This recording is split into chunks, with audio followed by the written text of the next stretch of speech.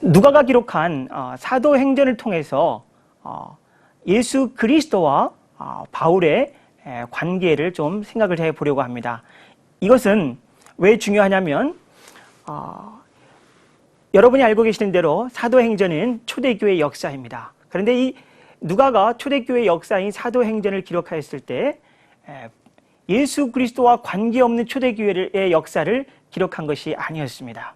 그리고 누가가 사도행전을 기록하면서 사도행전 전반부에는 12제자에 대해서 또 특히 베드로에 대해서 많이 썼던 반면에 후반부에 와서는 거의 사도 바울에 대해서 기록한 것을 알 수가 있습니다. 무슨 말이냐면 초대교회의 역사인 사도행전은 바로 예수 그리스도의 삶과 그의 죽음을 성령에 의해서 고백한 그러한 초대교회의 기록이고, 그리고 이러한 예수 그리스도의 삶과 죽음을 성령의 충만해서 전달했던 그런 초대교회의 그런 어떤 정신을 또 당시 이방 세계에 가장 잘 전달한 인물이 바로 사도 바울이라는 사실을 누가가 매우 균형 있게 초대교회 역사인 사도행전에서 보여주고 있다는 것입니다. 그래서 이 점을 예수와 하나님의 나라라는 관점에서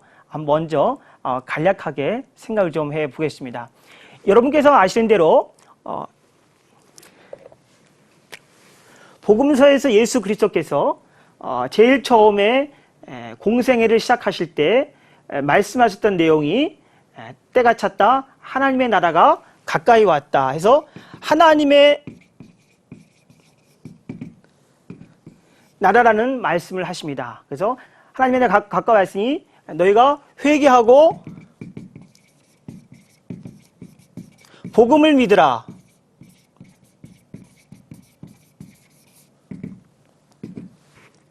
복음을 믿으라고 말씀을 하십니다. 여기서 예수의 삶에 있어서 하나님의 나라와 이 복음이란 것은 매우 밀접한 관련이 있죠.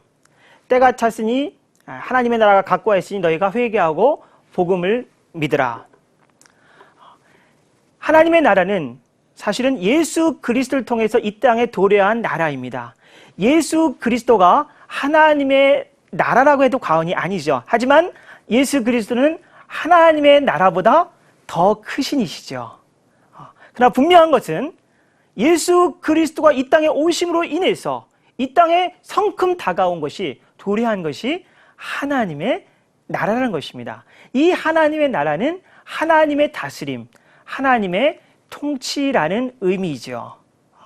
바로 이 하나님의 나라가 예수의 말과 예수의 삶을 통해서 이 땅에 매우 분명하게, 명확하게 도래한 것입니다. 예수 그리스도는 하나님의 나라를 때로는 비유를 통해서 말씀하셨고, 때로는 병든 자와 가난한 자를 고치시고 구제하고 그들과 함께하면서 하나님의 나라를 전파하셨고, 그 당시 많은 사람들이 죄인 취급했고 경원시했던 세리들과 죄인들과 어린아이들과 또 장녀들과 가까이 하시면서 예수 그리스도는 하나님의 나라를 당신의 몸으로 직접 전하셨고 체험하셨고, 그리고 또 많은 것으로 하나님의 나라를 전파하신 것을 알 수가 있습니다. 또 누가가 사도행전에서 기록했을 때도 부활하신 예수 그리스도께서 지상에 40년 동안 계시면서 바로 하나님의 나라를 또한 전파하셨다라고 말씀을 하고 있습니다. 누가가 기록하기를 부활하신 예수께서 하나님의 나라를 전파하셨다라고 말씀을 하고 있습니다.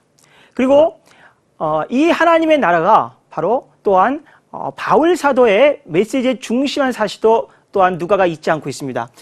그리고 또 사도행전 14장에서는 또 바울이 하나님의 나라에 대해서 이야기를 하고 있고, 또 28장에 가서도 바울이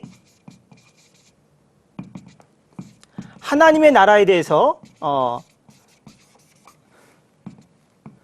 가르치고 전하고, 그리고 가만히 보시면 사도행전 처음에 시작하는 1장 3절 예수께서 하나님의 나라를 가르쳤다는 것을 누가가 기록했고, 그 다음에 맨 마지막 장에서 28장에서 바울이 모세의 율법과 선지자의 글들을 인용해서 하나님의 나라와 예수님에 대해서 가르쳤고, 그리고 맨 마지막 장에서도 누가가 초대교회 역사를 기록한 사도행전 맨 마지막 28장 31절에서도 예수와 하나님의 나라를 전하고 가르쳤다라고 분명하게 이야기를 하고 있는 것을 알 수가 있습니다.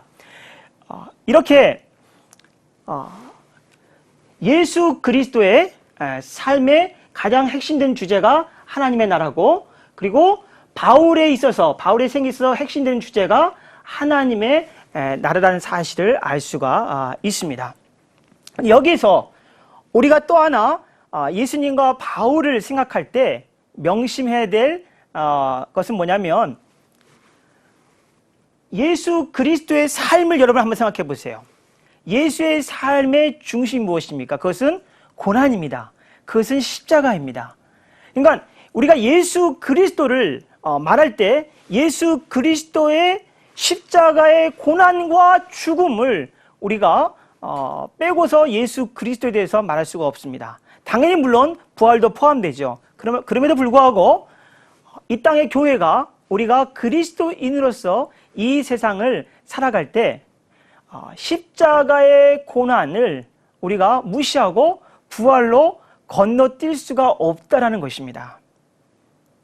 예수의 삶에 있어서 십자가 없는 부활은 있을 수가 없는 것입니다. 십자가의 고난과 죽음이 있었기에 부활의 영광을 우리 주님이 체험할 수가 있었다는 것입니다. 마찬가지로 사도 바울도 사도행전 14장에서 안디옥 교회에 들러서 격려하면서 우리가 하나님의 나라에 들어가기 위해서는 지금 이 땅에서 많은 환난을 겪어야 된다라고 사도 바울은 말씀을 하고 있는 것입니다. 그래서 고난이 없는, 십자가 없는 구원, 그리고 영광은 우리가 있을 수 없다라는 사실을 알 수가 있습니다. 복음이 무엇입니까? 복음은 예수 그리스도이십니다. 예수 그리스도 없는 복음은 있을 수가 없습니다. 그런데 이 경우에 그렇다면 예수 그리스도는 무엇입니까? 예수 그리스도는 우리 위해서 십자가에 달려 죽으시고 부활하신 우리의 생명의 구주시요 영광의 주시요, 그리고 그는 만왕의 왕이시고 하나님의 아들이십니다. 이것이 복음의 핵심입니다. 복음의 핵심에서 가장 중요한 것을 든다면 복음을 전하는 자와 그 내용이 일치가 되어야 된다는 것입니다. 예수 그리스도께서 때가 찼다, 하나님의 나라가 가까웠으니 너희가 회개하고 복음을 믿으라고 말씀하셨을 때 예수님은 무엇을 생각하고 계셨을까요? 저는 확신합니다.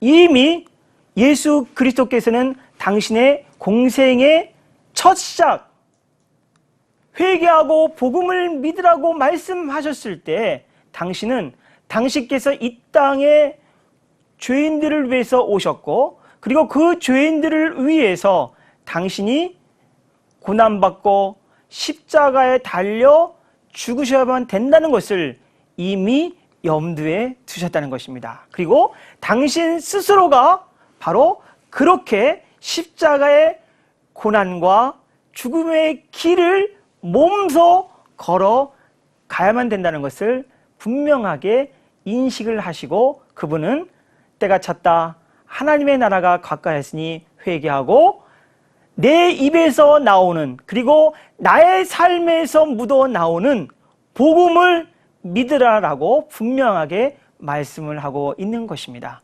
이것이 예수 그리스도의 복음입니다. 고난과 십자가 없는 복음은 있을 수가 없습니다. 우리는 이 점을 사도 바울의 복음에서 그대로 찾아볼 수가 있는 것입니다. 오직 복음, 오직 믿음. CTS